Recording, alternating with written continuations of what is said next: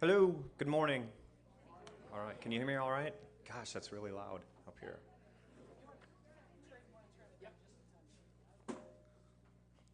All right, so thanks for coming here. Looks like a lot of good interest today, so excited to get through today. So I'm sure there's a lot of energy here.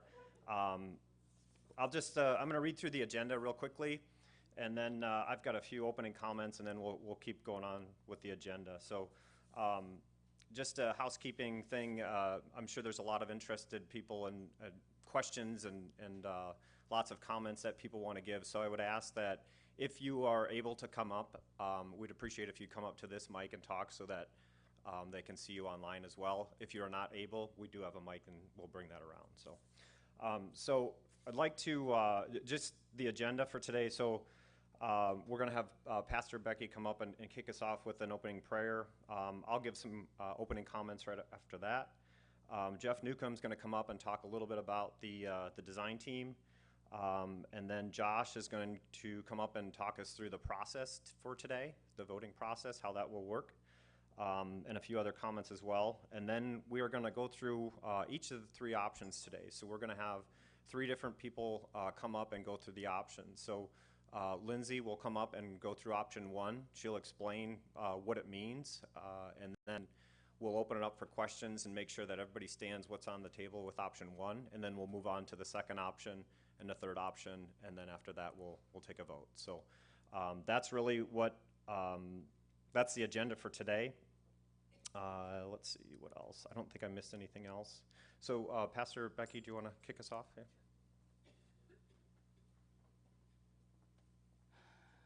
So I invite you, first of all, just to exhale for a second, okay? Find your breath. It's all good, right? Loving and gracious God, fill our hearts with a constant awareness of your presence and help us to see that presence as we look around the room. Help us to trust in the collective wisdom of this group of people. And help us to lean into what the community decides is best for itself.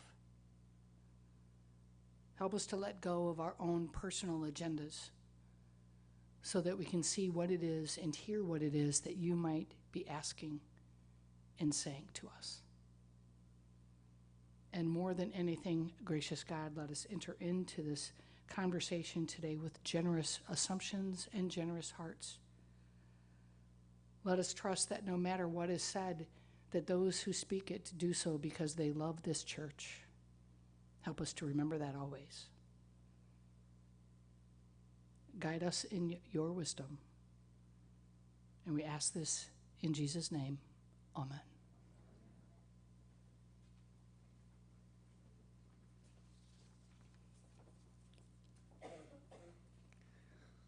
All right, here we go. So just a couple opening comments here about where we're at. So again, thanks for coming. This is a very tough time, and I know there are lots and lots of different opinions, lots of ideas, lots of thoughts, and I think if nothing else out of the design team, I think perhaps bringing us to this point has generated some energy and some excitement. So if nothing else, I think we've got that.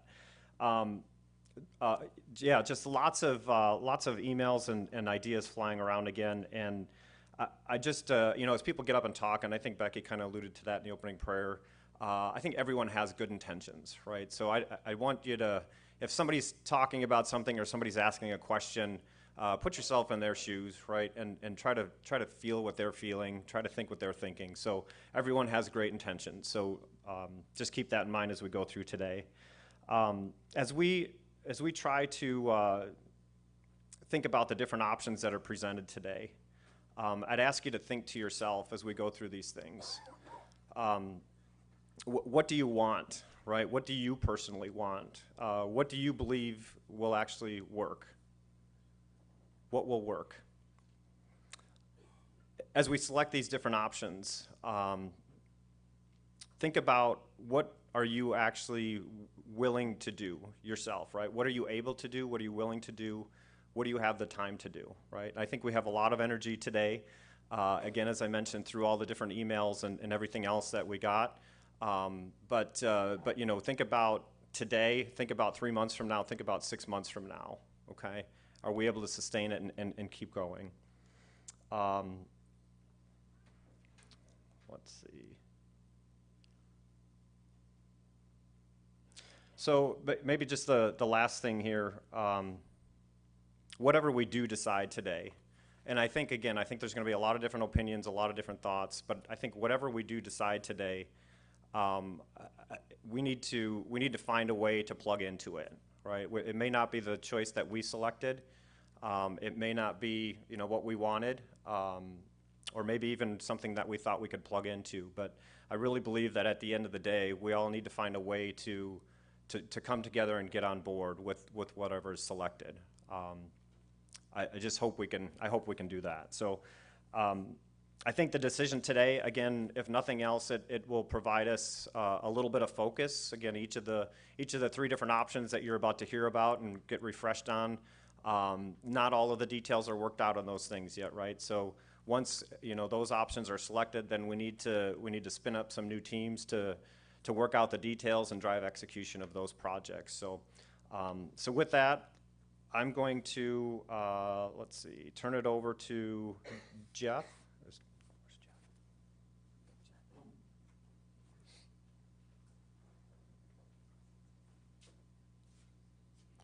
So a while back, the design team was formed to help us work out a direction for our future.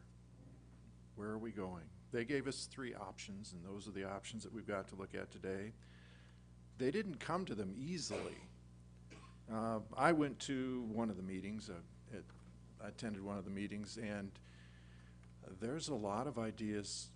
Scott mentioned there's a lot of ideas in the design team. Is it 100%? Everybody said, absolutely, this is the way no, there's some discussion there, there's some ideas, but they said we can all work together and present these as the options. So I'd hope that we can kind of do the same thing today, where we end up with something that we can all stand behind. It was interesting that we had the Deuteronomy reading today from the Bible. I'd say much like Moses, the design team is done today. They can see the future, but the design team as such is not going forward. Unlike Moses, the members of the design team will be part of our future. So, the design team, Scott, well, let's go. Kara, well, let's go. Christine Nelson.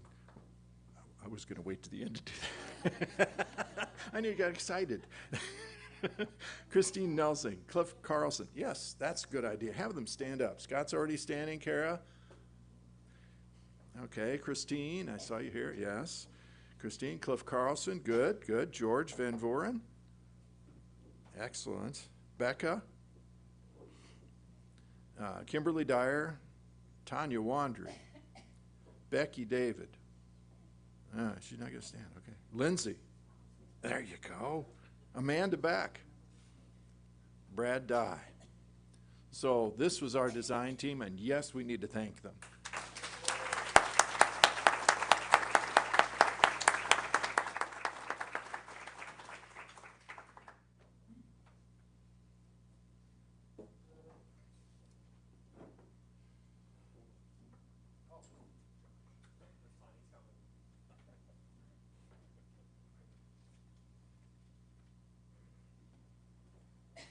Alrighty. As Scott had mentioned, my purpose right now is to sort of talk through process, what's going to happen, both long-term and short-term. So long-term process, we will have our vote today, and then no matter what the outcome of that vote, each of those options still has a lot of work to kind of be hammered out, right? Option C, for instance, the massive mission, that mission is not chosen. That's still got to be kind of worked out amongst us as to what we can really get behind. If it's option 1, sorry, I need to stick with the letters on the ballot. If it's option A, again, do you sell off the church? Do you build a new one? Do you scatter? Like, there's still a number of pathways And this is the same thing for option B, right? There's still a number of pathways forward within that option that have to be sorted out. So even after today's vote, we will still take a few weeks to, as a congregation, to through consensus, try to work toward what exactly that pathway is, and how we will proceed together. Part of that was also that we will all of the options will lead to calling and searching for a pastor. That is again, that's part of it, right? Again, we will take a few weeks to sort of figure out the pathway within our vote, after which, again, pretty much based on circumstance, right? Next week is Labor Day, right? Kickoff Sunday is coming. And so again, those are difficult Sundays to try and engage in some of these things. But over a few of those weeks coming up, we will be looking at the pathways, and then we will be forming a profile committee, a group to write our profile, as well as a committee to put together to perform the search. Okay. Again, and that is true for all of the options that we will be voting on today. That is. I don't know if I can state that more clearly, right? No matter what gets voted today, we will be searching for a pastor, right? And we'll be looking to form those committees, again, based on calendar, probably something like October is when that will happen, okay? Also, September 25th, Stephanie Perdue from the conference, from the Illinois Conference. Sorry, I need all the words for this. From the Illinois Conference, Kathy Laws does not, it's not within her bailiwick to do the searches and coordinate. There's a different person who does that. So Stephanie Perdue is that person. She will be here September 25th to talk with us. I believe she'll be here to preach as well. But again, we will find out from the conference again and coordinate there. So again, all of the options before us, all of them lead to calling a pastor. The question is what type of pastor, and in many ways that is what today's vote is about. So that's the long-term process. Today's individual process, again, there are three options before us, A, B, and C. We're going to have people come up and kind of talk through that what that option is. We will open for questions, informational questions, to make sure that all of you are very clear on what each option is, right? So yeah, we will have time for that, and when everybody's sort of done asking questions about option A, we'll move on to option B. And then once our options are given, we'll have some time for discussion, and then we'll vote. Voting will be ranked voting. So there are three options, A, B, and C. And we will ask you to write 1, 2, and 3 right next to A, B, and C, right? Which one is your first option, your second option, your third option? We will tabulate those votes. In the event that we do not have a majority after we have distributed them into their three piles, then the smallest pile will get redistributed into the other two based on those people's second choice. Does that make sense to everybody? Questions there? Okay. So, yep.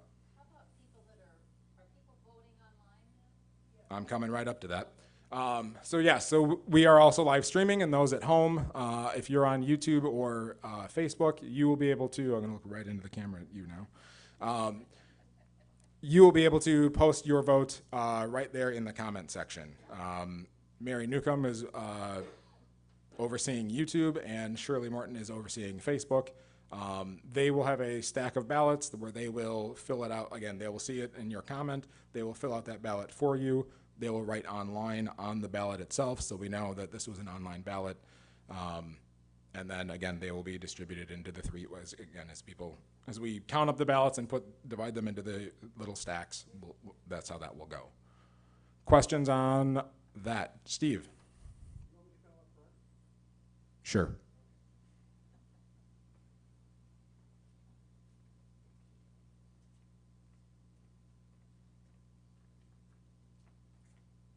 So first, I have to say this. Thank you to both of you for the work on this. It's not been easy. It's difficult. And we haven't always appreciated the work you've done. So What I would ask is that we establish some sort of checklist for the Zoom and Facebook. Last time we did this, I had some people tell me, look, I couldn't get through, my vote didn't get counted. So for Shirley and Mary, if the people are on, that we give these people an adequate time to respond, and if you're missing them, then you might have to ask that we hold the voting open longer. And perfect. And sometimes people like me tend to dominate the microphone. So we should establish by consensus some sort of time period that if people want to, not so much for questions, but if they want to comment, that we set some sort of a clock or timer on that. And then at that point, you know, you need to yield the floor to someone else. If you want to come back at the end of the line, you can, so that everybody can finish their thoughts.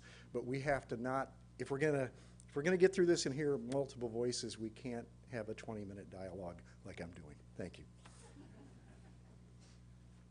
Yes, I think we expected, at least among leadership circle, maybe I should have communicated it clearer before, that we would follow what we always have done, giving to people a 2-minute time limit to come up during the discussion and say what they need to say. Yeah, and you'll have one opportunity to speak before everybody has an opportunity to speak. So, other questions about process? Again, long-term, short-term process. Anything? Please, Bill.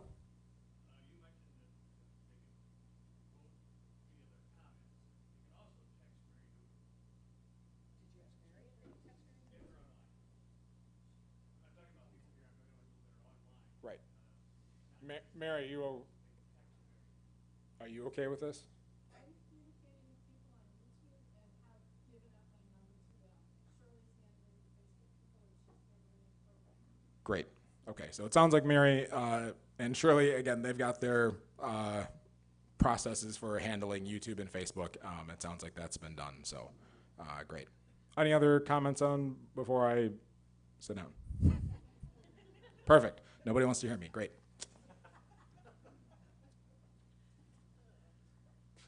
Okay, I guess I'm emceeing. So now we're going to start going through the actual options here. So Lindsay is going to take the first option A, I should say. Now we've lettered them. So option A, I'm going to go through option B, and Becca is going to go through option C. So first, Lindsay, you're on.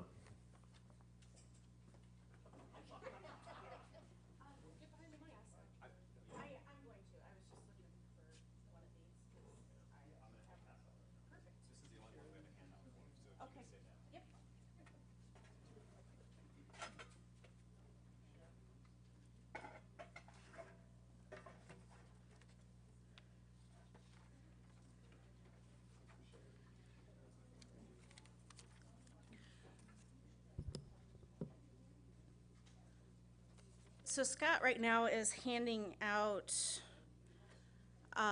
just a kind of a worksheet, in a sense.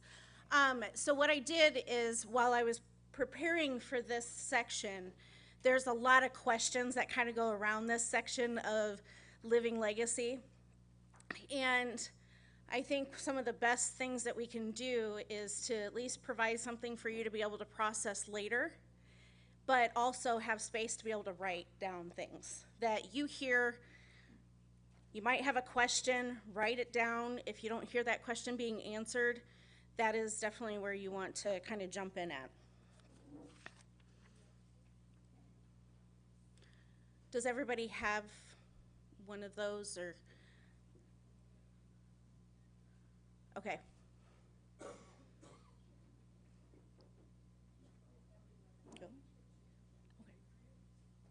All right. So living legacy, what does it, this is wrapped around what does that really mean, right? How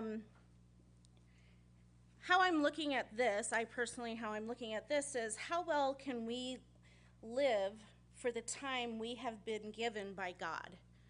A lot of times we ask, the question of, how will my church survive? And so this is just changing that question into our ministerial minds of just saying, how well can I live for the time we have been given by God? There's two pathways. There's the pathway of seeking a process for revisioning and remissioning. So revisioning and remissioning,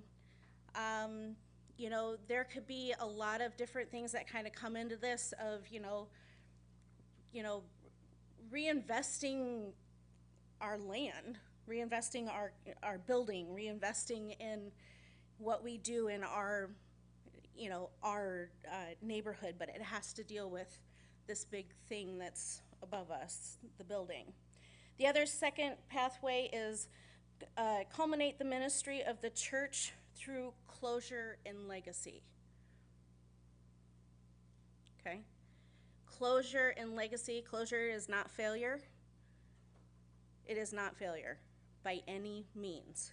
Closure is about, hey, this ministry has come this far, and God is also asking us to do other stuff.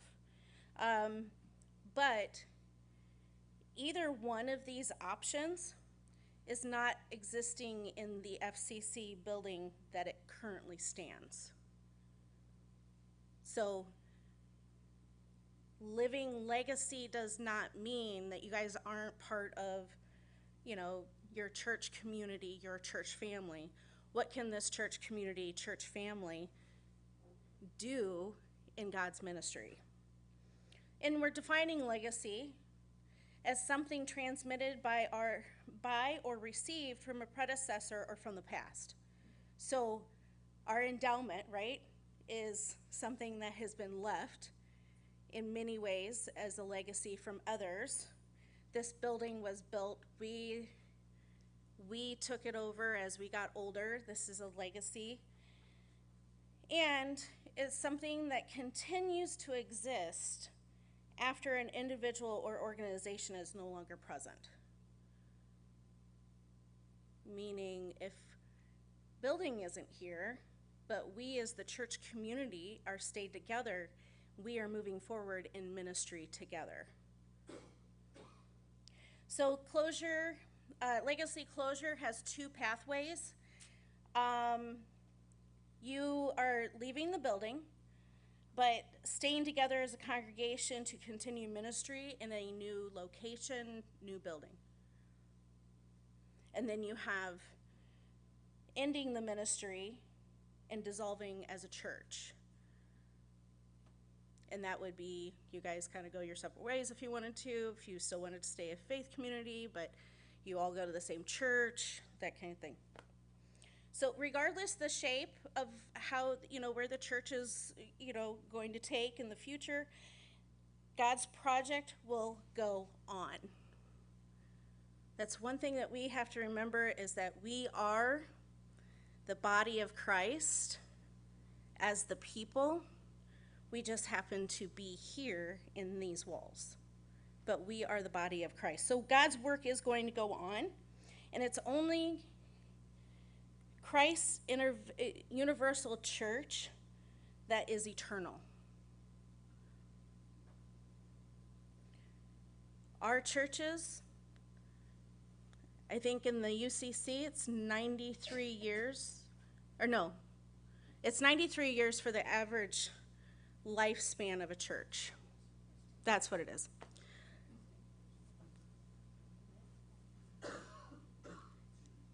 So 93 years so you guys have beat it. I mean, think about that. You already have a ministry in Red Wagon that's been here for 53. So you guys have beat the average, so good job. But wrapping our heads around that we are the church, we as in the people, the humans here, where the last, 6 weeks, we have come to the table as one body of Christ. So that ministry will continue. But as the option A, both of these options are not in the current building, FCC building. Can be in a new location or new building. Questions? Is this when we're doing questions? At the end of it? Okay. Sorry. Yes, just clarification questions.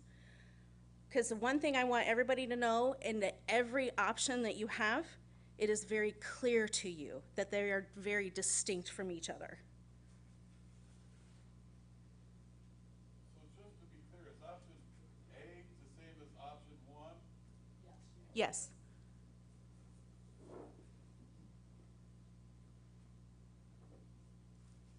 Kimberly? This option is leaving the building because we're recognizing we can't afford the building, and that's what the other is on our current congregation. Yeah. Repeat the question. Kimberly asked, if, Kimberly Dyer, sorry, asked this means that we are leaving this building because we recognize that we cannot afford this building. Is that correct? Yes? So yes, that's what that means.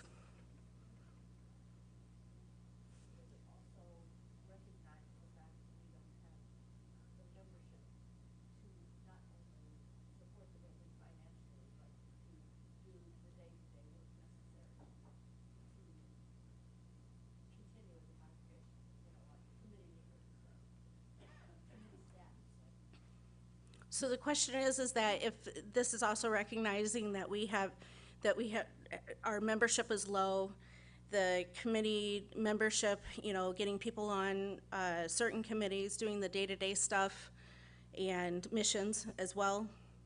I would say yes, that's what this means. That is part of it. We don't have the resources to be able to do all of this. Yes. Does selling the church and its property mean that we get the money from the sale, and we use that to build a church, buy a property, buy a church, or whatever? We get to use that money that we get from the sale. So the question is do we get to use the money that we have from the sale and we can reinvest it? Yes. Okay. That would be a option of what you do with the money. Yeah, why don't you do that? Do something, Scott. I want to make sure I'm getting the right question out there. So.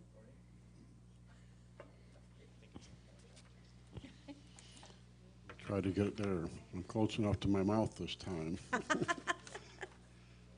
I have a question on what was brought up in terms of the membership being able to support the committees and et cetera is part of option 1. And I guess I really need clarification because I would think that might be following through on option 2 and 3 as well. That's a separate question, I think, from the legacy. So I'd like that clarified to make sure I understand that. It was stated that option 1, part of the reason for that would be that we can no longer support the ongoing activities and the staffing and membership participation on committees, and that was part of what was in option 1.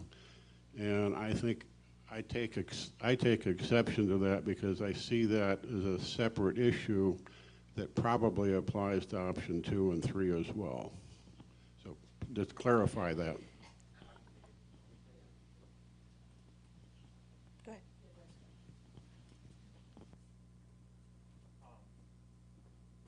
Yeah, so just to clarify, I think it's part of the problem. I wouldn't say it's the problem. Trying to find people we know we have trouble staffing all of the different boards today. We don't have enough, not all the boards are fully staffed today. We winged it with this leadership circle this year because we didn't have a moderator. So I wouldn't say it's the problem, right? But it's definitely a concern. I think absolutely, yeah. Kind of comes down, if you don't have the people to do it, it's not going to happen. Sorry if that's very blunt, but that is what's going to happen. If we choose option A, how and when do we decide whether it's going to be A1 or A2?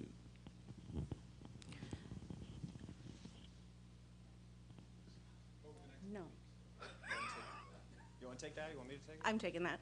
Okay, so the first thing that you will be doing right away, whether we pick option A or 1, for us to really start to figure out what to underneath of that, we talk with the conference. We look towards the conference because they have that is their skill set. They have the building and loan, no, building. The denominations building and loan fund. That is the first place that you go. You contact them. Then after you've contacted them, then they help you start the process of figuring out which way you're gonna go. Are you gonna choose the revisioning or in the remissioning, or is it the closure in legacy? And then you start doing that. Now, both of those don't have the same pathway, right? They're obviously different. So once you've done that, you're revisioning, you're gonna be going through the partnership of the building, church building and loan fund. And then you have several other partnerships that kind of happen with the mission planning guide for the congregation, what revisioning and remissioning looks like. And then you, as a congregation, choose a plan. Then you stick to the plan. That's always a good thing to remember, is stick to the plan. And then you start celebrating your decision. And then you start working towards all the pieces that go into your decision. Now, if you're going, and there's worship resources, there's resources for, the small group discussions. And I mean, it's the best thing about this is that you're resourced with the things to help you start to, slowly celebrate everything that FCC's done and where your revisioning process is at. If you're going towards closure and legacy, doing the same thing, you get in contact with the conference, you are still in contact with the building and loan division, and then you start with the church funds and legacy. Where do you want this money to go? And you start celebrating what you have done. And then you start to really, how are we dividing this up through all these ministries that are out there? What does the sale of the building gonna look like? What's the, so you start to go down that process, and you do this through worship and celebration, asking God into your space and worshiping the fact that this was given to us and we took it this far. So there's a lot of resources there. Yes. Okay.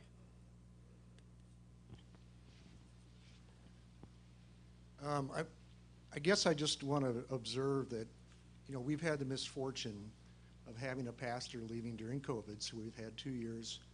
During interim is always a time of uncertainty. We have obviously lost members and pledges due to the existing in this time period.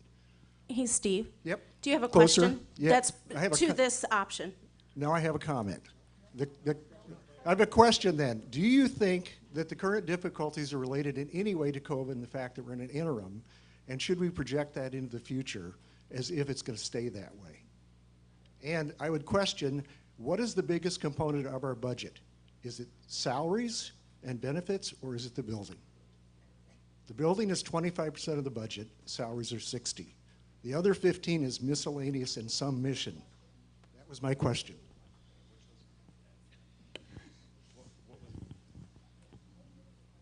Go with the first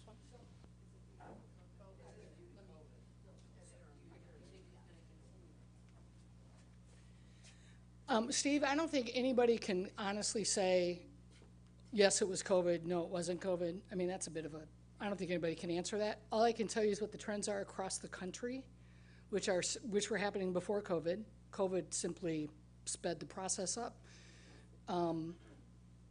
Churches of all denominations, all across the country, Europe's ahead of this curve actually, are declining at a rapid pace.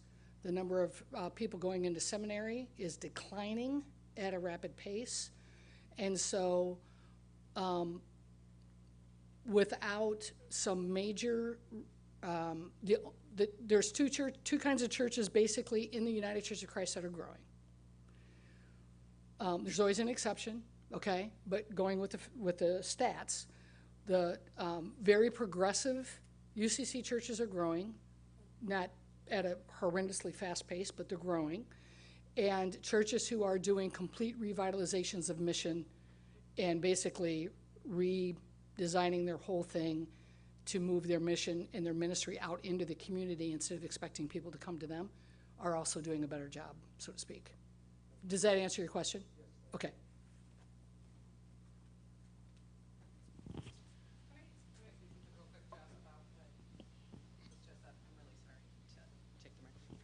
I just want to point out, it hurts to hear the word dying church. And in the past 2.5 years of a pandemic, to my knowledge, or at least experience, families haven't necessarily left. They're relatively engaged, or not, that was a bad way to say that. No, it's a statement. It's a statement. Comments come in the discussion side. We're just clarifying the question first. Okay. So just before we step forward, the reason why we're asking for the question is because we're in the part of the agenda where we just need to make sure it's clarified. Because what's happening in the conversations that have been either coming to us or around us, it's been, well, I think that question or that option this looks a lot like option this, or if it's got this. These are very distinct options, and we want to just make sure that we're moving forward to know the distinction between the two.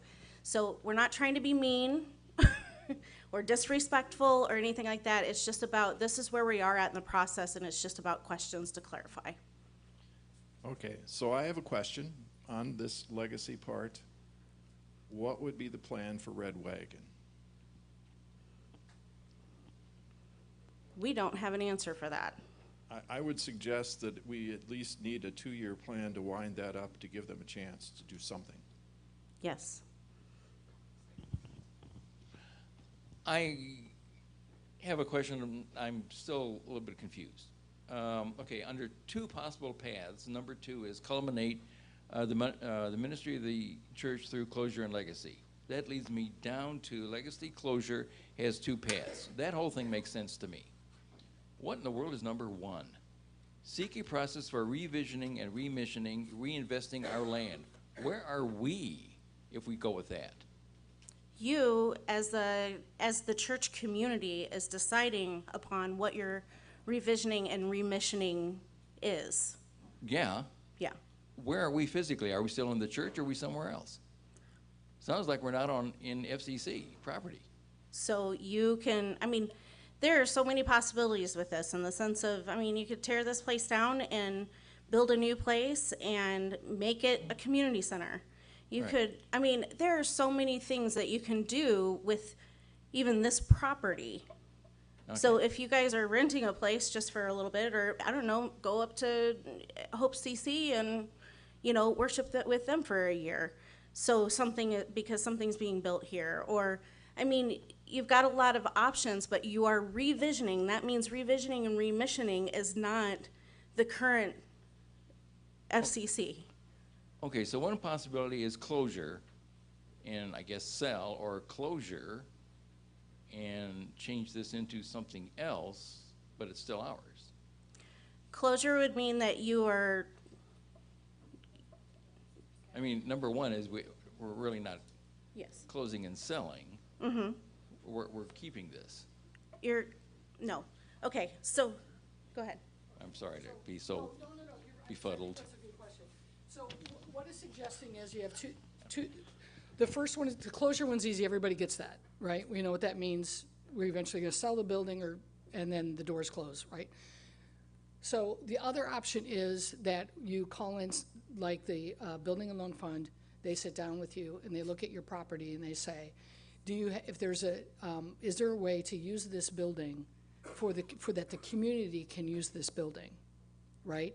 So for example, the Building and Loan Fund might say, if you were willing to, I'm making this up, okay, tear out the education wing and put in, and use that property for housing, you would get enough money, like low-income housing, let's just say, then you could end up with enough money maybe to maintain the worship space.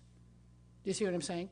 But it's an idea that you recognize that you're willing to have a conversation with another or with someone who knows what they're doing about changing this building in a way that it can sustain you. You don't get to keep it like it is, that it can sustain you perhaps, right? Either by selling off a piece of it or remodeling a piece of it and sharing it with somebody. It only works with the Building and Loan Fund if you are committed to putting in the time and the energy to working with them on, because if you don't have a vital mission to do with the space, they're not interested in helping you.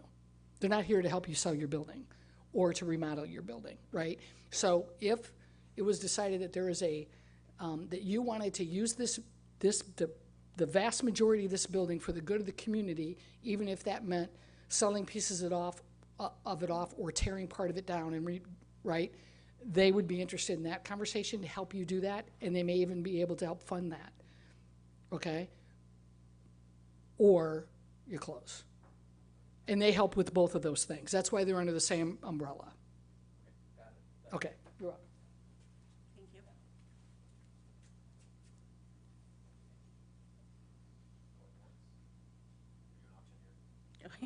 you. No, I'm not an auctioneer. I went to many auctions, so. Okay.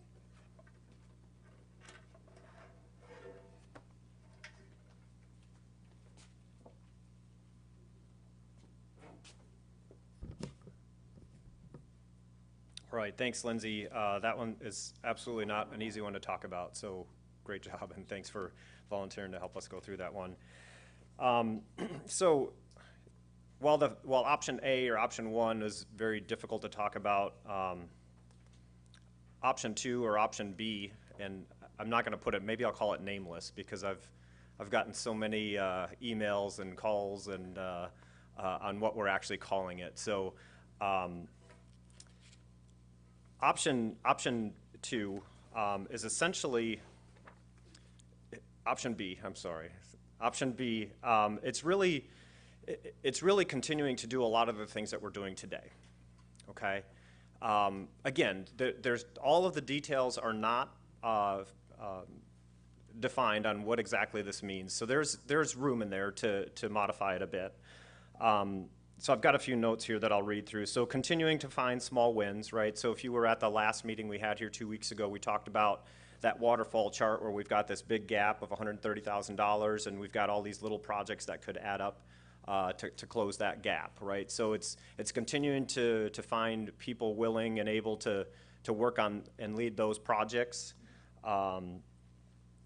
So a key piece of that is really, finding people that are able to lead those projects, right? We have a lot of ideas, and I think over the last 2 weeks we got even more ideas on how to close some of these gaps, right? But do we have people that have the time, people that are able, not to just come to a meeting, but to actually take it on and lead it? Do we have that? Again, I think there's a lot of energy, a lot of passion. I can tell it again in the room. And I think everybody's excited today, but think about, again, 3 months from now, after this starts to wear off a bit, is everybody still going to have that energy to take on those projects? I would just ask yourselves that. This option B, also, it's continuing the things that we're doing, right? The different missions, the different events that we have today, it's continuing that for the most part. Doesn't mean, option B also does not mean that we couldn't spin up another team to go execute something else, right? So it doesn't mean that we couldn't, if there are people really passionate about using the building to host weddings, right? It doesn't mean that somebody couldn't lead an effort to do that, right? So selecting option B doesn't mean that we do everything exactly the same. It doesn't really change much from what we're doing today. And if somebody wants to spin up a team to do that, we can do that. If somebody wants to create a new little mission or something, whatever it is, right, we can do that. Selecting option B doesn't mean that, you know, you can't do those things like you had before. So again, option B, I don't know exactly. We'd have to figure out what we do after that, because we don't have a design team to pull us all together again to have these types of conversations. So we have to really figure out what that means, right? How do we generate the team that's going to go get weddings? How do we generate the team that's going to you know, figure out how to fix some of these finances? Who's going to lead those teams? So that's to be determined yet. So. Yeah, so I think that's, those are all the major notes that I had. So I guess I'll open it up to questions here, so lots of them.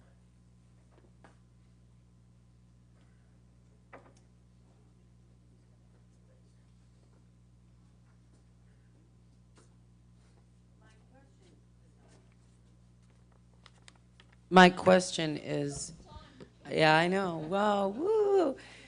It's probably the loudest I've ever been in here. B2 or B and 3 or C, in my eyes, are not mutually exclusive. So my question is, or not independent of each other, I guess. They're inclusive of each other. If we choose B, can't we also do C? Or if you choose C, aren't we still going to have to do B? Did that make any? Yeah, that's a great question. So maybe I'll try to clarify the difference between the two options. And anybody else from the design team or leadership circle that wants to chime in on the differences, please come on up.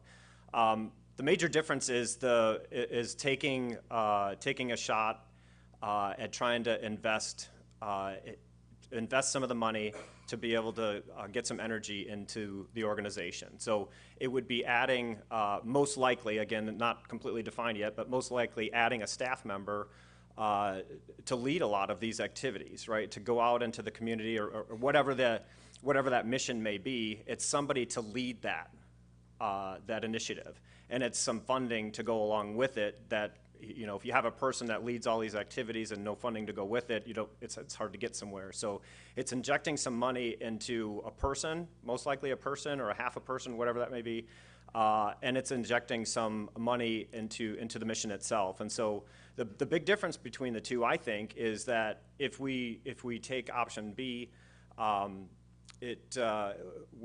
with the same group of people. We're trying to find volunteers to lead activities. Not only show up to volunteer, you know, show up for 2 hours to help with a food drive or something like that, but it's finding the person that would organize that whole thing, right? So it's I think we've had some concerns, or we have had concerns about finding people that are willing and able to lead many of these projects. So I think that's the big difference in my mind of what option C would do.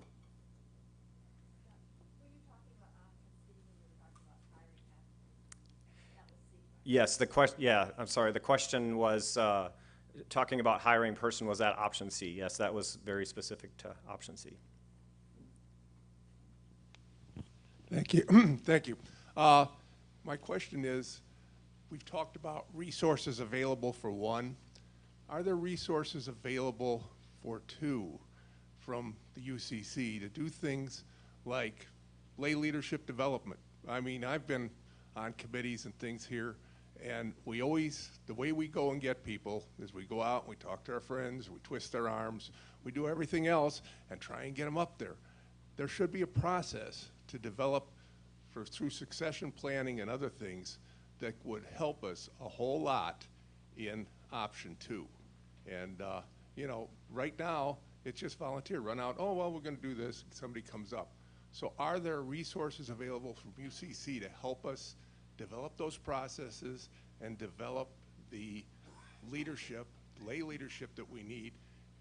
And then you could get a position so that you get a senior pastor in there who's a team builder who could further those things and work with that team to rebuild this church. That's a great question.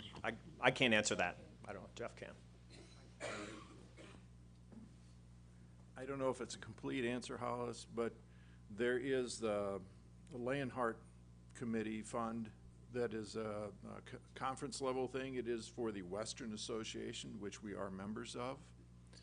And every spring, they get applications for funding different things, and it's much looser than the building fund. And so there's probably some money that we could get there if we come up with a good idea. So that's a partial answer, I guess. But can you get, I'm thinking in terms of, can you get a consultant in here? Do they provide the money for consultants to come in? Do they have consultants that can work with the congregation to develop the leadership? That's the question. I mean, everybody steps into these positions and they do not have, we used to have a lot of people that worked in business, okay? But we don't always have those people now that volunteer, but they need to know how to run a meeting. They need to know how to energize their teams, things like that.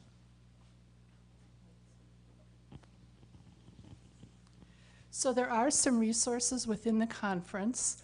One is a program called TPERC, which stands for something about thriving pastors, and I can't remember the rest because it's an acronym. That is one program that we can look into joining. There are some various leadership options within the conference. Those have been shared with Leadership Circle and I believe Council, as there's a workshop coming up in September. There are things and resources, but we have to engage them.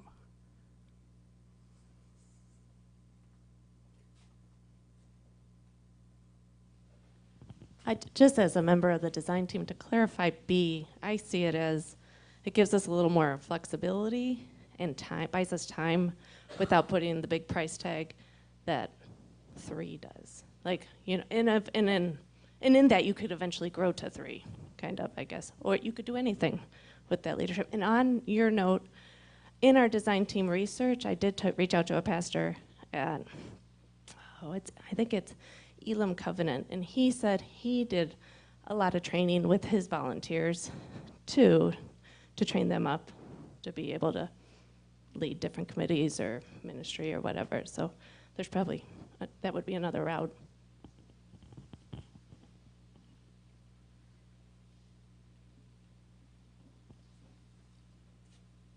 Thank you. One thing, this is a question, so don't worry about it, but when Reverend Bean resigned, I remember we were all up in the sanctuary, we had a big meeting, and everybody was just as wrought as they are right now. And I quoted my favorite philosopher, Nietzsche, out of chaos comes order. So remember that. We are going to get through this. I think that's important to know. Number 2, swirl's a type of ice cream cone. So then we'll go on to the more important things here. I think what we're saying is these mini missions, which you brought up, can 2 lead into 3. I think if we do the mini mission correct, we need a yardstick. This is my question, the yardstick for missions. When we come up with a money total for how much we can put from the endowment toward that will, I think, have a lot to do with the success or not. So that's where I'm looking at that. Mini mission, as a former coach, small wins lead to big wins. That's all I'm going to say. But that's what I want to know, is there a yardstick for what we would spend to maybe make 2 become 3, which 3 looks like the ultimate goal. Yeah, right now the proposal on the table says, there's no money. We're not voting on any money for option B today. So it's, again, business. I don't know how else to say. I don't want business as usual, right? So I think if somehow after this meeting, and we did select option 2, and somebody wanted to lead a project or something to say maybe we need $25,000 or something like that, then we would go through and have a vote. But it would be an activity that would be after this, for sure. Yep.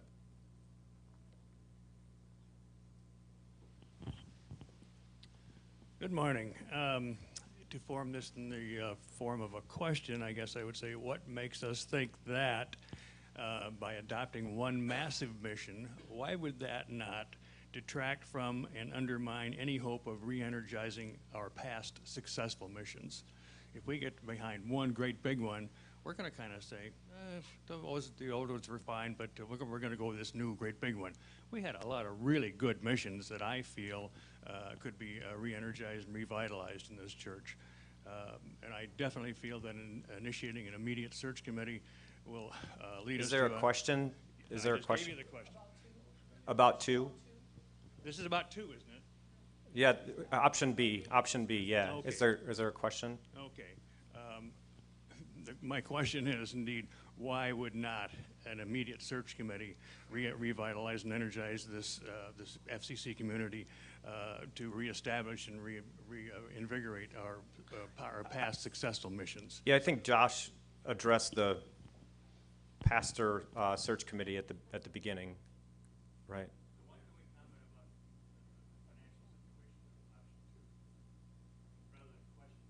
Well, we'll have discussion after we get through the 3 options. Yep. Right. We're not going to have discussions about each one after each one's presented. Right. Right. We're trying to make sure that everybody understands what each option is. Yep. And then we'll have discussion. Any further questions on the option B? Great. Becca.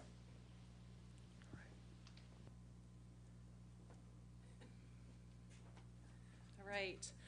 It seems that we've already had a chance to talk about 3 a little bit, so I'll just try and add a little bit of clarity. We know this is our all-in option, but I think the idea of one focus is kind of scary, that we put all our eggs in one basket, hopefully it'll work, pray that it'll work, and we all collaboratively work together and then it works. It revitalizes and it saves the church. That's one way to look at it. However, I think it doesn't have to be one singular mission. It doesn't have to be food insecurity. It doesn't have to be lack of housing in our direct community. It doesn't have to be that. Last meeting 2 weeks ago, a member stood up and said, what about community engagement or community outreach, community mission? And that kind of rung true to me, that that felt a little bit more encompassing, that it wasn't just one area, and it was something that I felt like more people could get behind. Yes, we already do a lot of really great mission over the years. We have a really strong partnership with World Relief right now, with food insecurity through World Relief, giving our garden vegetables. We sponsored a food pantry. We had 20 plus members and kids serving at the food pantry on 2 different days. So we have partnerships that I think with the right focus could continue to flourish and grow. The key component here that I think we know differentiates this from the others is that it needs funding, because staff would lead. It is observed that we don't have the volunteer manpower right now to lead revitalization through mission and programming. So this option would have a big investment in staff to lead those. That's the big thing that I see. But it still is going to take just as many volunteers. Just because one person organizes it, it's still going to take an army of FCC volunteers to buy in and do the work that is being created for us, because it's for us that the work is being created, so we can go into the community through food, through housing, through community engagement, whatever it is. A staff member would do the work for us so we can go serve in the community. This option also has a timeline check-in. So 2 years, we check in, was a mission successful, or at least did it move us in the direction we wanted to move in? Did it do what we had hoped it would do? But I also want to add, I forgot to say this about the withdrawal, and Scott said this as well, 150,000 is a number as an estimate. It doesn't have to be. If 300,000 in 2 years is too much for someone to digest, to agree with, it doesn't have to be that number. It can be less. If that's what the group that, if this option is selected, a committee is formed, figuring out how we're gonna do this, and so what that committee decides with, is 150 the limit? It's a number. It's a number. Could be less. I don't know if it could be more. But I think it would probably be less. So, are there any questions?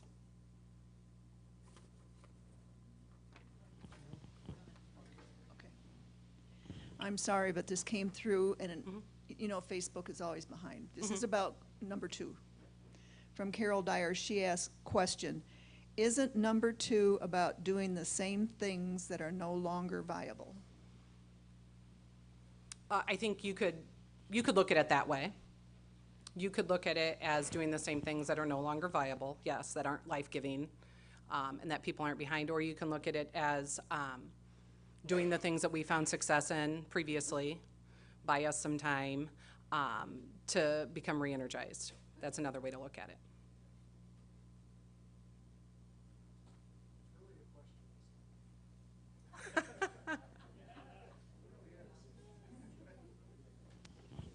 So what's the normal process for deciding to add an additional position to the church? Is it always through a resolution, or?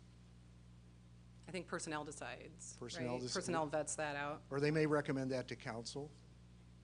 Josh is nodding. I would guess council would decide. Okay.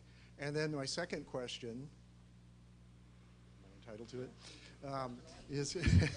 Is I think what I heard is that 3 could evolve into a number of mission projects rather than one singular focus, everything in one basket.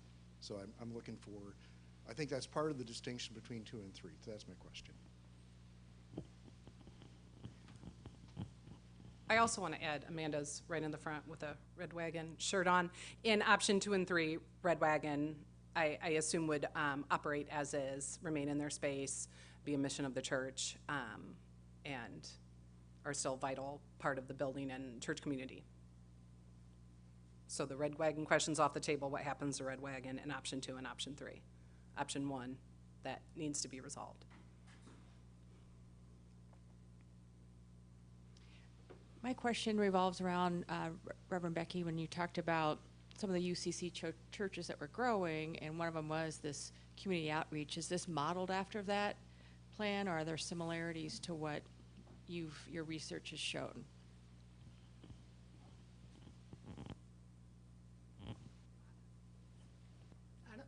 I don't know if it's modeled after that, because I think they were just really wise and creative. But it, right? So it would be what the research is showing is that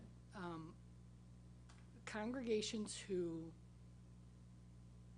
I'm trying to make this as clear as I can. Congregations who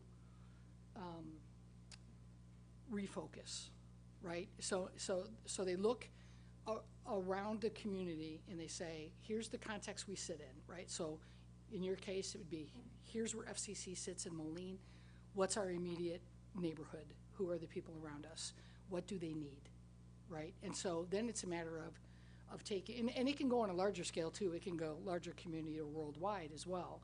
But as an example, and say, what do folks need? And that's what we're gonna put a lot, not all of our eggs. I don't know if you can ever do that and still function, but and that's what our focus is going to be, you know. So, so for example, maybe it's if there's a problem with housing, or food was easy because everybody's hungry. I mean, literally, and so it's a way of focus. The idea is the churches that are focused on serving people. I mean, as a huge, like everybody in the community knows that that's what they do, has the opportunity. Some churches have found that has been able to revitalize them. They've gotten new members because of it, right? And so it's service-driven first. It's not self-preservation first. It's we serve the community or the larger context in a way that makes sense to us, that fits the resources that we have, both in physical plant as well as in bodies and as well as money. And that's what we focus on. And the end game hope is that, again, that will encourage, we will offer people something that is inviting to them, and they might want to actually come play with us, right? And sometimes that works. Not always. That's the gamble, right? As part of the design team, one of the activities we did was go out and kind of research area churches and successful, thriving churches in our area, and then also look at other thriving UCCs in the Midwest. And what we discovered through conversation and observation was that churches that were thriving did 2 to 3 things really well. And the meeting in June, we talked about that, that if, as an option to move forward for FCC, select 2 to 3 things we're going to do really well, and then put our emphasis and focus on that. And option C, I see as kind of a little bit of the evolution of that obviously one of the things at the time we said we wanted to do well was mission. We think we do it well, and we want to do it even better. So that's how it landed on option C for massive mission, was through coaching from Becky and what thriving UCC churches are doing, as well as what churches in our own area are doing. I will say, though, through those conversations, those thriving churches are very staff heavy. They have a large financial investment in staff leading their programming, and the staff are successful at that, which is why they're thriving, and the membership gets behind it. Joanna? Okay, I have a question.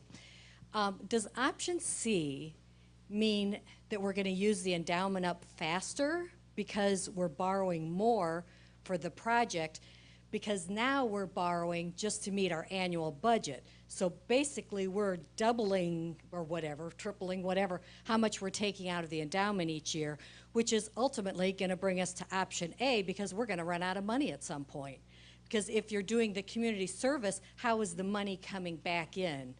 The endowment is from people, I mean, obviously elderly rich people who have passed away and given us money, and how is that endowment going to keep generating at that level? So the idea is that we become such a presence in the community, and Becky just said this, we offer something that is attractive and exciting for people to want to join and contribute to. So eventually, we don't have to borrow from the endowment for our budget because we have a thriving membership that is engaged in mission that want to give to the church regularly in a amount that meets our overall needs.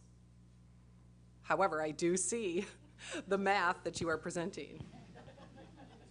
Again, I'm in the position of having to rebut my wife. But the one question, and the design team went over this, and I think the lingering gorilla in the room is when you said check-in or timeline check-ins, would that mean that we're going to see how the money's being spent, how much we're taking, how the progress of our mission's going, or missions, plural, and also, are we taking detours? Will that be part of the transparent going forward? I mean, it's tough to answer that question all right today, but I think that would make a big difference because people want to know. Remember, the endowment money is everybody's in this room. We're members. That's our endowment money, so we got to look at it that way, not one particular group or section or anything like that, or one department. It's everybody's money. Yes, Brad, all of those are involved in the check-in. Transparency, regular updates.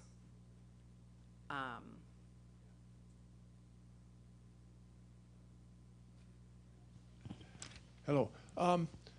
It seems like to do option C, we need to do some internal housekeeping first. We have difficulties, in getting volunteers as it is, getting people on boards, doing everything else. So it would appear to me also that now we're going to hire somebody. We're not going to have a permanent senior pastor in place to do that. And then we're going to say, okay, well, come on in, we built a staff for him, for that individual. And it would just seem that it'd be better for us to get our internal house in order a little bit more before we launch into some major mission project or something else. Okay, I think say- those things can be done. Say the question one more time, and then I can try to answer. I guess the question is, don't we need to take time before we do B, or do C, and use B to establish that internal organization we need to make it happen? I hear what you're saying. I think that, I understand your question. I think that 3 is meant to revitalize now, and it assumes that the pastoral search process is a lengthy one, and if we remain stagnant for a couple of years, while that works through the process, we are not, we'll lose more membership, we'll bleed more money in membership loss, and we're not serving a vibrant church that is active and engaged. That would be that assumption. So then if the pastoral... Could I just, we're having trouble hearing people online, so if you could make sure the mic gets Okay, close. so if the pastoral process takes a long time, how long do you think it will take us to get the individual who's going to run the mission projects and to get the right individual? I hear you.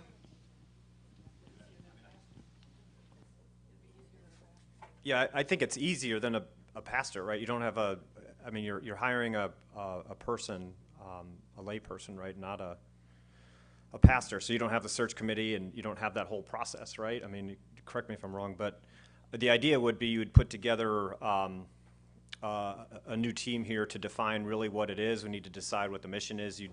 That team, their responsibility then would be to go out and hire the person and kind of develop what that org would look like.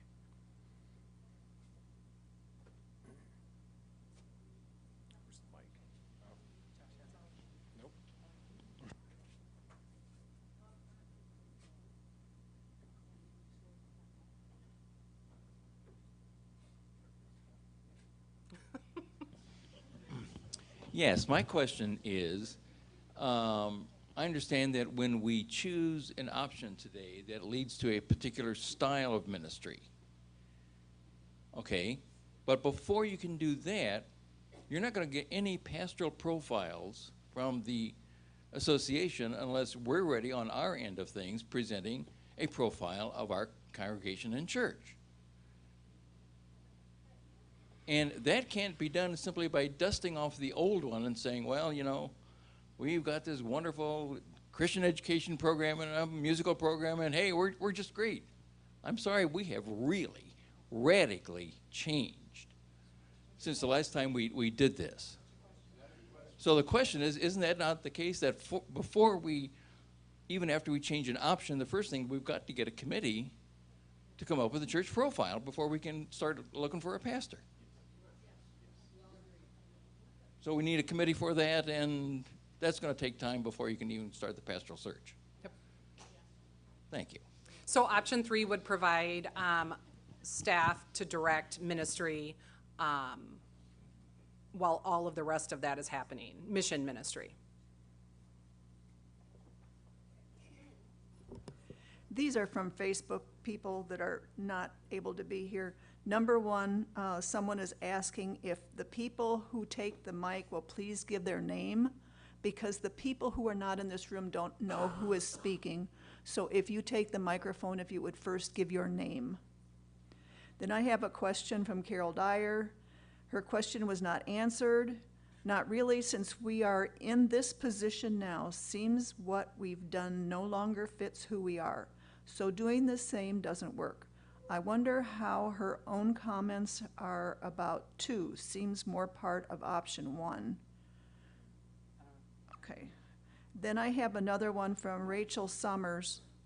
I see option B as continuing to try to find ways to decrease our budget deficit without making the huge draw of money from the endowment as suggested in option C. It doesn't mean we can't try new things. We just aren't agreeing to make the large financial investment and hire new staff. Okay, I'm reading. This is not,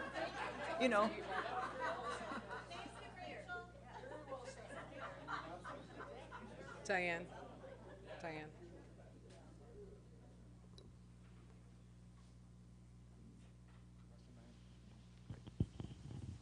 like to know if there is a way, my name is Diane Moore, and I am asking if there is a way that we can expedite this process of maybe putting a time limit on how many minutes people can, or how long we're going to speak on each one of these after we get done with this process of explaining 1, 2, or 3, or A, B, C. 2 minutes. 2 minutes. I personally feel that we need to be able to limit it, otherwise we will be here till 5 o'clock. Are there any other questions? I think we said 2 minutes was the speaking limit. Are there any other questions about option 3? Can I provide any more clarity? Okay. I have one last question. Oh, okay. If we say let's do 3, and 3 doesn't work. Siobhan Kidd. Thank you, Sean.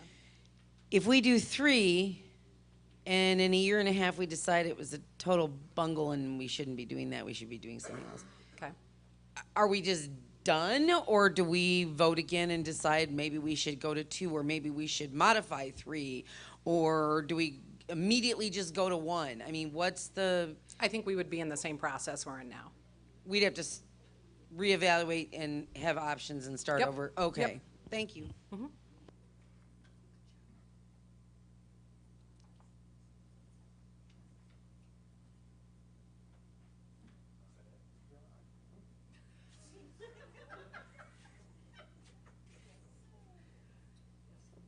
Okay, I think that's it on the question side of it. So now we're going to go into comments, discussion. So help me out, Josh. So we're going to 2 minutes, all right? If you're going to come up and speak, and we'd appreciate if you could come, if you are able to come up to the mic so the people online can see you as well. If you're not able to, then we can we'll bring the mic to you. I don't know.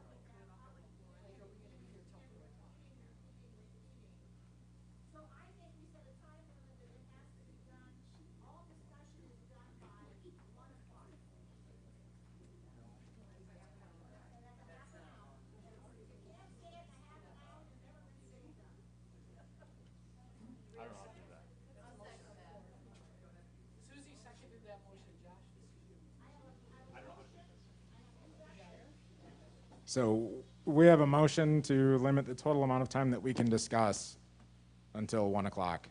That's like 27 minutes from now. We have a second. Dare I say, I believe the next step is to have discussion on that motion.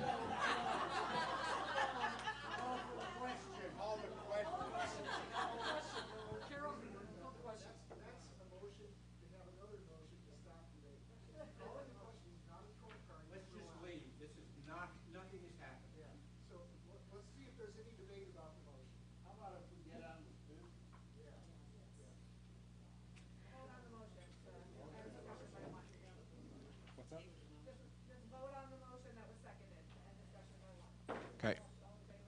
All those in favor of ending discussion at 1, aye? Opposed? We're gonna have to have a raise of hands.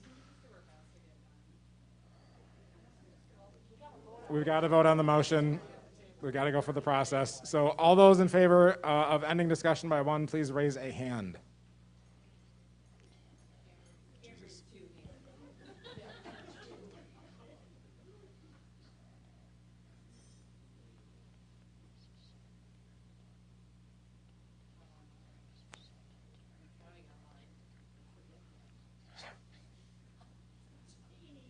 I'm seeing 43. We'll, if online votes can come in, great. We'll go on to those nay, right? One hand up.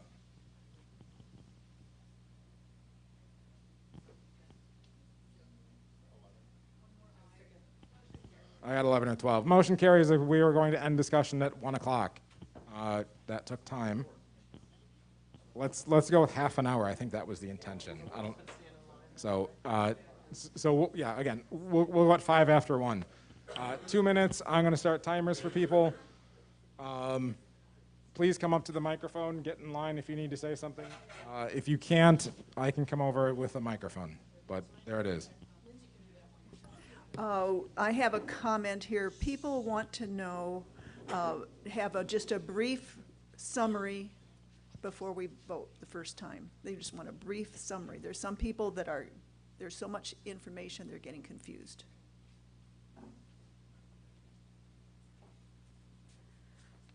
Okay. I figured we would do that right before we vote, not when we ended discussion. Okay. Kimberly Dyer.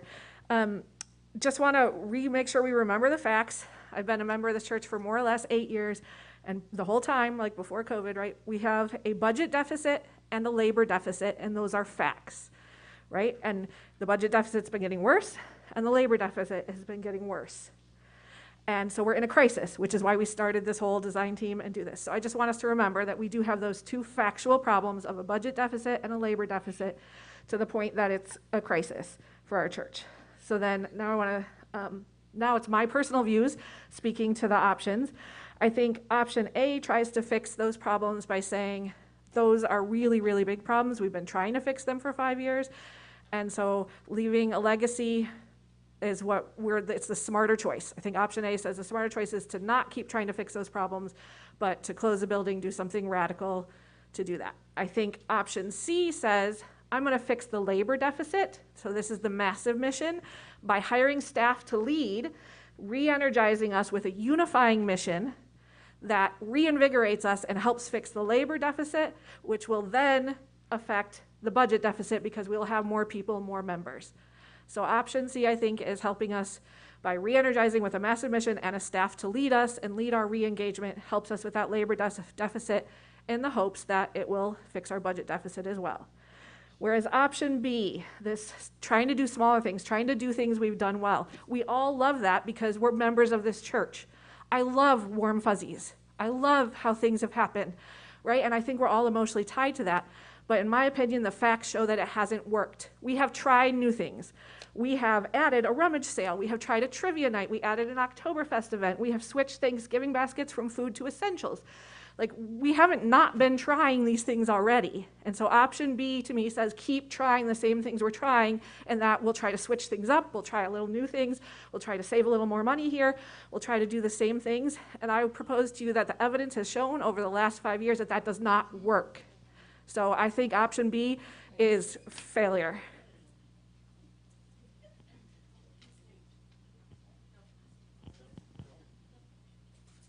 I'm Phil Koenig. I have some comments because I'm gravely concerned about some of the proposals. I speak in favor of option B, number 2, or whatever you want to call it. In my mind, option A is an admission of you're throwing in the towel, you're giving it up. The thought of hiring a professional to help us close our church is just untenable. And I think that option 2 gives us the kind of things that we've always done. I think the admission of failure or the suggestion of that it will result in failure. Teachers will tell you that people conform to the expectations they're given. I think that the other thing is we can hire any number of professionals to give us advice. We have had several here in the last 5 years who were very expensive. I always found in life that if it was going to be, it was up to me. And that regardless of what we do, if we don't put ourselves behind whatever we decide to do, we're going nowhere. The other thing with a large project reminds me of the story of a plumber friend of mine from Geneseo who talked about how one Christmas he didn't have any money for his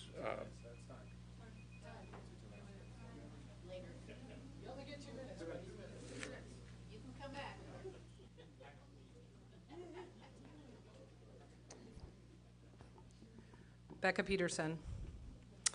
I'm not sure a large expenditure will solve this problem. The main reason I think this, two reasons. Finding the right person is crucial, and that's a really heavy, that's a heavy task. And if we don't find the right person, it doesn't work. And I don't necessarily know how to find the right person and ensure that it will be successful. But that's scary to me, investing that much money in a staff member to hope to solve this, and it's not the right fit. We lose time, we lose money, and both of those are essential to us right now. The next piece is that even if we find the perfect staff member at the perfect time for us, if we don't have membership that volunteer and step up and do the job and do the jobs and do the work, it doesn't matter how fantastic the staff member is if we don't have people that will step up and lead in the church. So I want 3 to work. I want to invest in 3 in a staff member, and I want membership, and I want the staff member to be fantastic, and I want membership to step up and do the work of the church. But I'm not sure if that's the solution. Lastly, I'm concerned with the idea of searching for a pastor that is passionate and focused in one area. Selfishly, I want a new pastor to be passionate about children and youth and want to participate in children and youth programs. That's really important to me. And I think we really, how much time?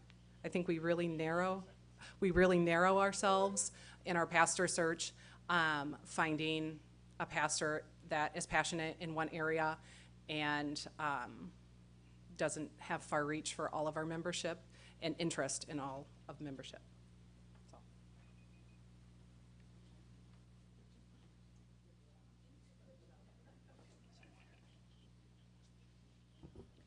This is a comment from Amalia Deem. This church has been swirling since I joined in 2010. Too many people wanting what worked 30 years ago to still work. Time to take a giant leap of faith and go big. Focus on intergenerational relationships and loving one another. Let's go for 3C.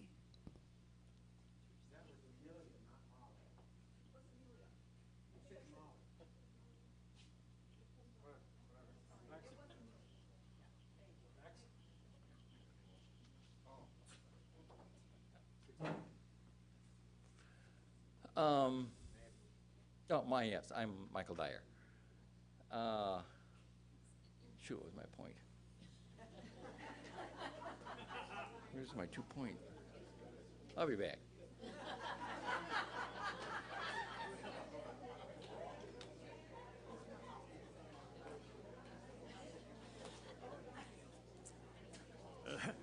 Bill Henning. That, my friends, falls under stuff happens. I would like to first of all comment that I really thought Rachel Summers' comment was great. And I definitely feel that the sooner we cast our net out there, the sooner we'll find an appropriate pastor that will revitalize and re-energize FCC. And in the process, hopefully reestablish our successful past missions and create some new ones as well. I'm sure that we can. Now, addressing number 3 will increase the decline of the endowment fund dramatically and will increase staffing expenses. That's a one-way trip to insolvency. The $130,000 deficit we had this last year is based on a budget that's representative of a congregation that's 3 times our size. I think Steve Skippers said this 2 weeks ago, and that's crazy. We need to form a budget that is representative of the current size of our church, create a more realistic budget more closely related to our income. Community engagement's a great idea. That's part of number 2 as well. I definitely think that number 2 will eventually solve our problems if we get behind them. Number 3 is a good idea, but one massive mission I think will undermine and defeat our other missions. Too much emphasis on one specific mission. Thank you.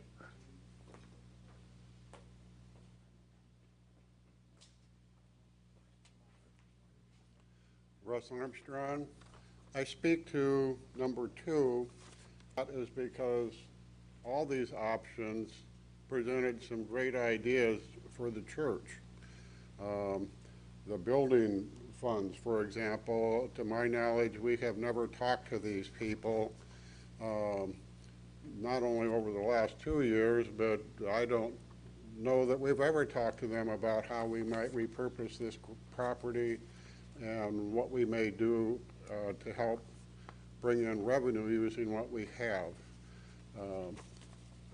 The presentation on the massive missions, or several missions, I kind of spoke to that last time. There's several things I think that we can do in terms of community missions. And my focus on that was to bring members in. And we really haven't discussed new members too much in this process. The only one that presented a possibility of new memberships is option 3. And I think that I speak to option 2 because there's things in option 2 that allows us to take the time that I think that we have refocused. I think we should be positive about what we have accomplished today, and we can refocus and look at how we might do this, redo this building. We should look and see what a new building would cost and what it might mean for the congregation, where it would go that we might draw more people. I think that we need to bring on, there was a comment sometime in an email that it was difficult to bring on a new pastor and you've done everything. That pastor is, well, come in, we've decided everything that needs to be done, now you lead us, you take care of us. 2 minutes. Thank you.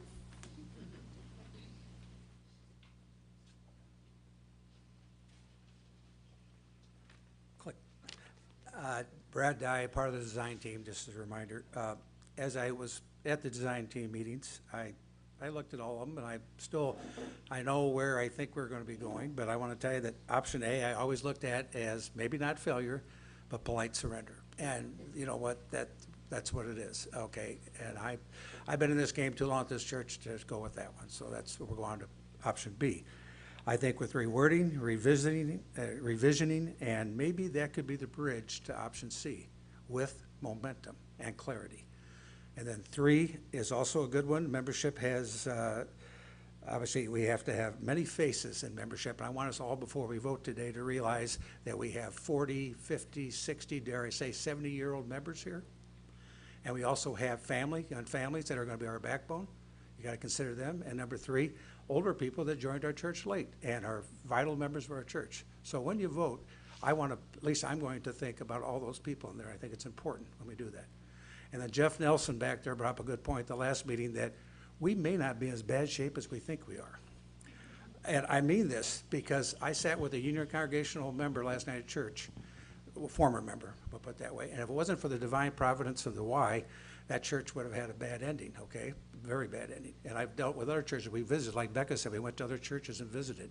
We're not as bad off as we, maybe at least monetarily, which helps us if we have a right direction on this, revision, we might be able to come out of this better than you all think. So let's keep that in mind. And the last thing, God is the ultimate free agent. He will go with you if you have good intentions. So whatever option we go, he doesn't go to the best team. He doesn't go to the other team, the one that has the best uniforms, the best stadium. He's not going to go to the Yankees every time. He's going to go with people that have good intentions. So let's do it with good intentions and get this done. Thank you.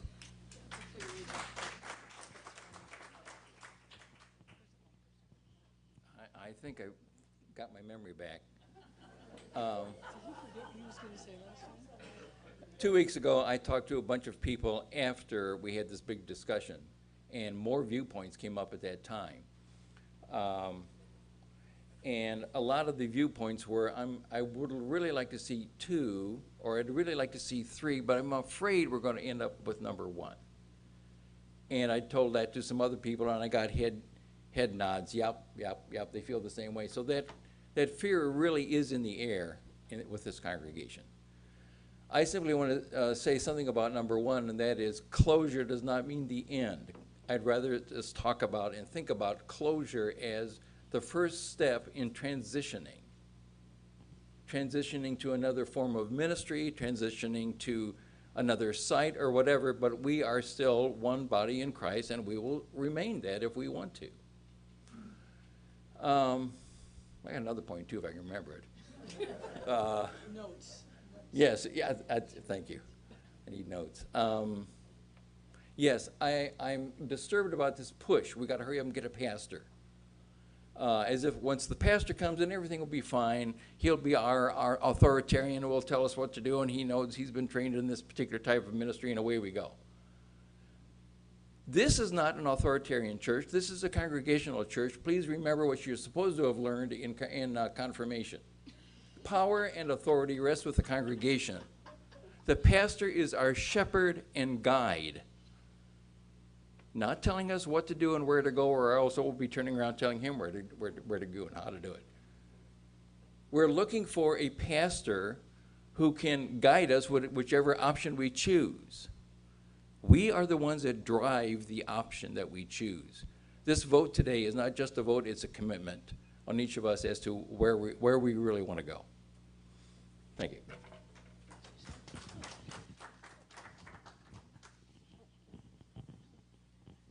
I'm Christy Bailey, and I'm fearful that there's 2 distinct groups of people within this building and this congregation.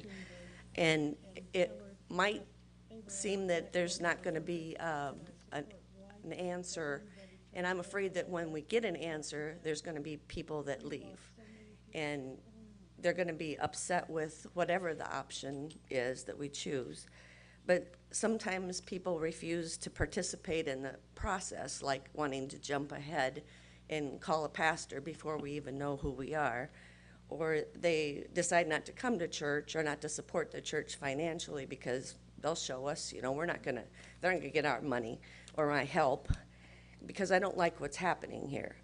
But then there's another group that seems to be more accepting of anybody that comes in, no matter who you are. And they also will follow the process and participate in the committees and the church work and all of that. But I don't see those 2 groups merging like Christians should. And I'm fearful that no matter what we decide today, that there's still going to be a split. And then we might have to revisit what path we're taking because we might not have the members. And I think I would pray that we can all just get together no matter what comes today.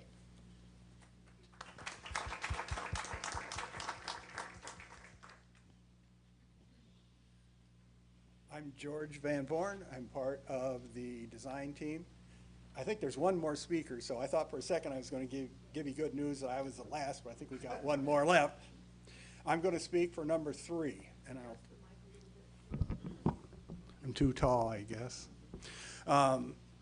Number 1, I don't think any of us want to see that. That's like sudden death.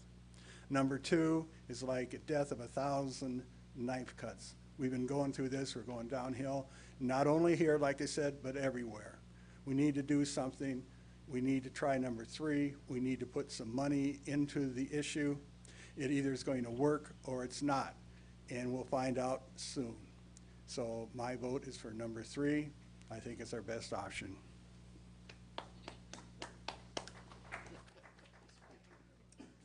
I'm not the last speaker. So I would make a comment that, I'm sorry, Steve Skippers. I would say that when you vote today, if you vote for 2 or 3, understand that's a vote to participate, to volunteer in the life of the church. Whether you're stuffing envelopes or taking phone calls. Second thing I would say is that My preference is for 2 because I'm really struggling with the thought of how we collectively pick a single mission and get behind it. I think we have a better chance of developing a number of missions, maybe suited to different skills, capabilities of the members, and that we push 5 or 6 different things. I've talked about, mentoring on Wednesdays, youth ministry, ministry to our traveling teams, that we have a better chance of engaging with the community and engaging the members by having multiple things. But I also understand that 3 also appears to have the option of not picking a single one. And when we define the voting, I'd like to know if it forces a single choice or if we have multiple choices. And I think I'm done.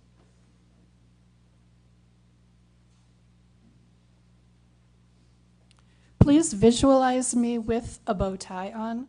I am reading a comment from Eric Trimble. Option C does not require the additional hire to be ordained. Could have skills of association or nonprofit management. The ordained person then concentrates on our spiritual needs and CE.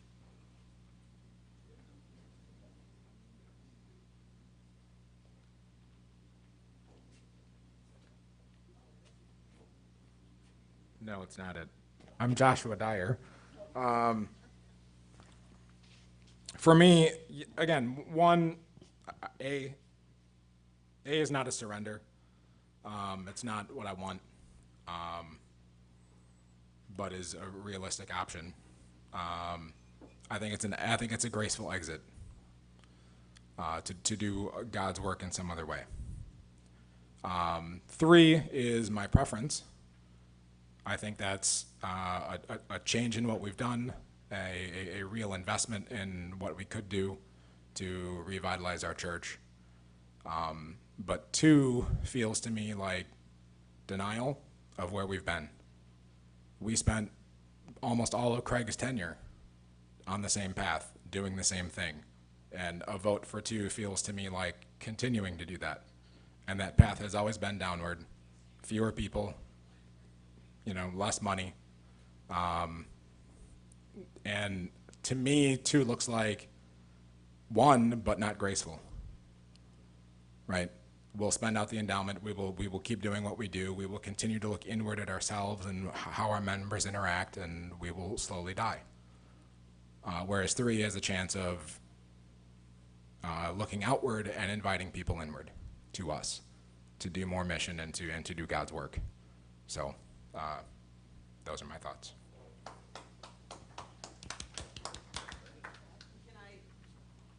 It is not 1:05 yet, so we still have time. Yep. I can walk up here, but I can't stand up there. I'm a mess. Siobhan Kidd. In thinking about this, can I make this really quick? I have a really long familial history in this church. My great-grandparents came here in the 1800s and joined this church. My paternal grandmother, until she passed at age 96, was the longest in duration and oldest member of the church. Parents were married here. I was confirmed here, christened here. I've been here forever. So I have, this church to me is the people, but it's also the church.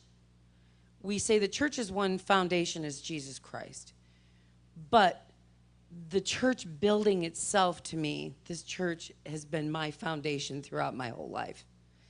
And yes, I've wandered away and done other things. I've had jobs where I've had to work on Sundays and done horse shows and not been able to be here and come to Saturday night church and church online and COVID and the whole bit. And we've all been through all this where we drift away and we think that this church is always going to be here. We take it for granted that this church, the people and the building will always be here. But I've been getting text messages and instant messages and emails from former members, from people who have just come here, who have sung here and played here and been married here, who are no longer members or maybe never were. And they look at First Congregational Church as a foundation of Moline, of the Quad Cities. And we've lost so many of these good, big churches in the Quad Cities. But there are a lot of people in our community who look to First Congregational as a foundation of Christianity, of our church, family, our wider church family in the Quad Cities. I can't tell you how many messages I've been getting from people who have had an experience here, recorded a Moline High School choir record, sung in the Augie choir here, played in the band. This church is the foundation of the community. And when we vote today, I want us to remember to have faith in our decision and hope in our future and do our voting with love.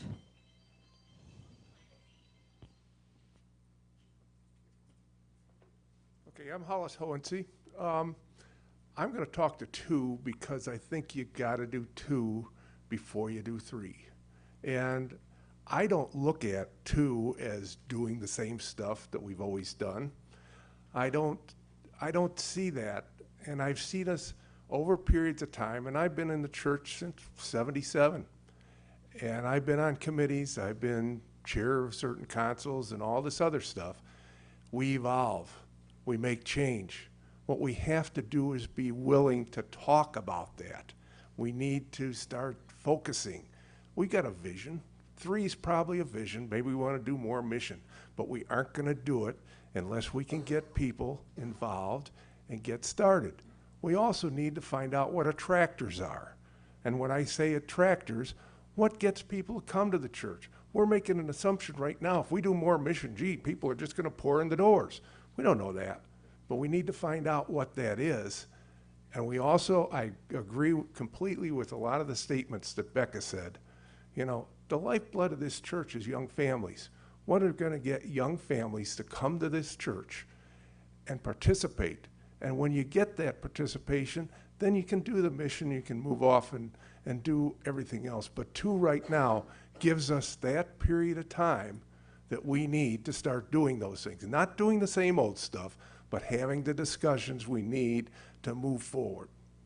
So that's all I have to say.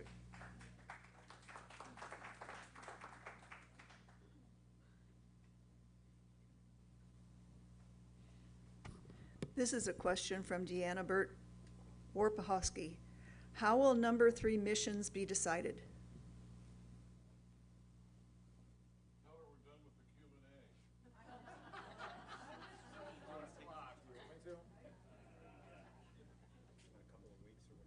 Yeah, again, in a couple of weeks, we over the next month-ish, we would start, again, hashing out the vote itself, right? What is the intimate details of each option, of the option that gets voted for today. So again, if it were number 3, we would work through what we think as a congregation we can get behind and actually execute.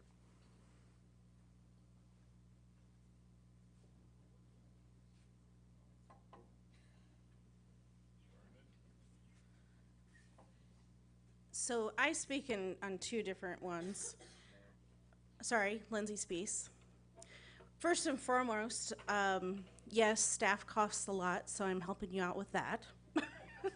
So sorry, but come and see me next weekend. It's my last weekend. The problem about staff, the relationship between staff and members is that we have an education and life experience in a certain way, you know, like ministry way, like what faith formation looks like and what we do to provide for families and all these things. You guys have the history. Passions was how it affected you, what it did for your kids and everything.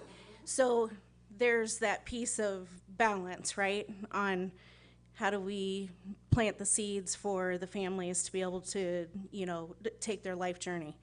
But the one thing I would like to tell you, and this is from the bottom of my heart, is that you need to treat your staff members with respect. You seriously need to. We are not in the world today where we stay at some place for 30 plus years just because that's what we have to do. Please treat your staff members with respect. They love God. We try to lead you guys to have that relationship with God. But ultimately, if anybody is treated in a way that is disrespectful, they're not going to stay. So please do so. A staff member that you're looking for is an event planner who can create things for you to go and do. Not too hard, but please treat them with respect.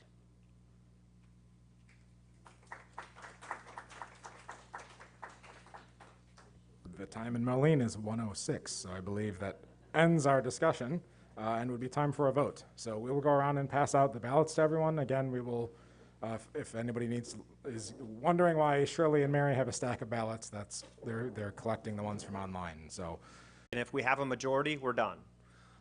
If we do not have a majority, then I believe we take the smallest pile and redistribute those into one and the first and second. So the smallest pile, we would look at their second preference and redistribute. Yep, yep, good question, thank you.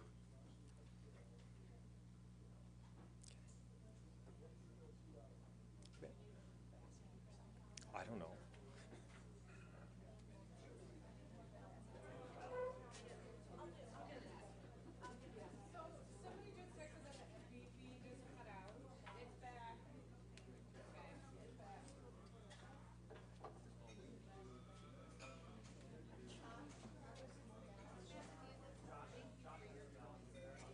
This is where I played the Jeopardy theme.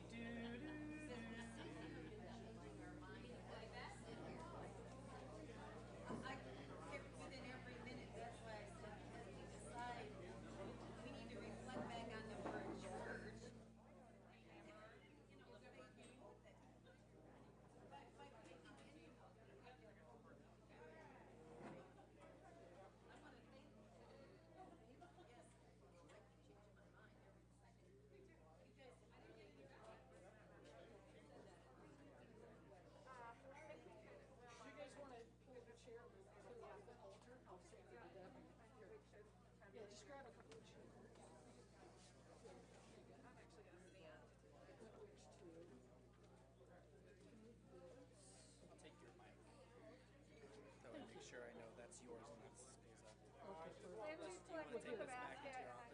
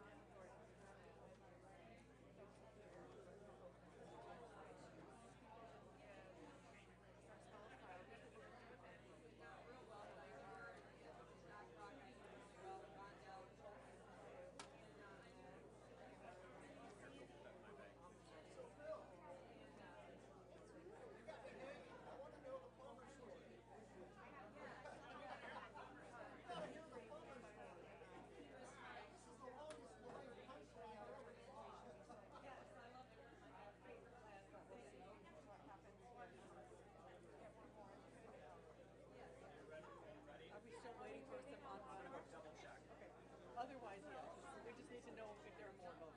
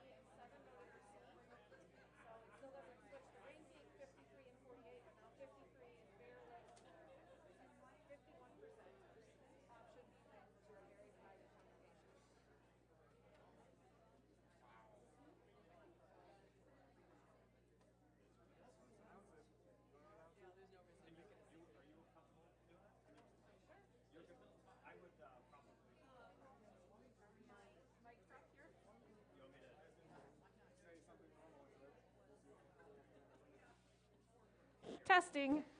All right, we have our voting results. For first choice picks in our ranked voting, option A had 11 first choice votes, option B had 51 first choice votes, and option C had 41 first choice votes. That's 103 total votes. Option B had the most, 51 out of 103. However, that is not over 50%. It is not a majority vote. So the smallest pile was option A. Those 11 votes got redistributed. 2 people who voted for option A did not make a second choice, so those were thrown out. 2 people who voted for option A made their second choice as option B. So that brings option B, 51 plus 2, to 53. And 7 people who voted for option A first voted as their second choice option C. So 41 plus 7 is 48. So our final totals were 53 for option B, 48 for option C, and 53 over 103 is 51%. So we have the smallest possible majority, and option B is the winner. But we're clearly very divided, so hopefully we can pull this back together.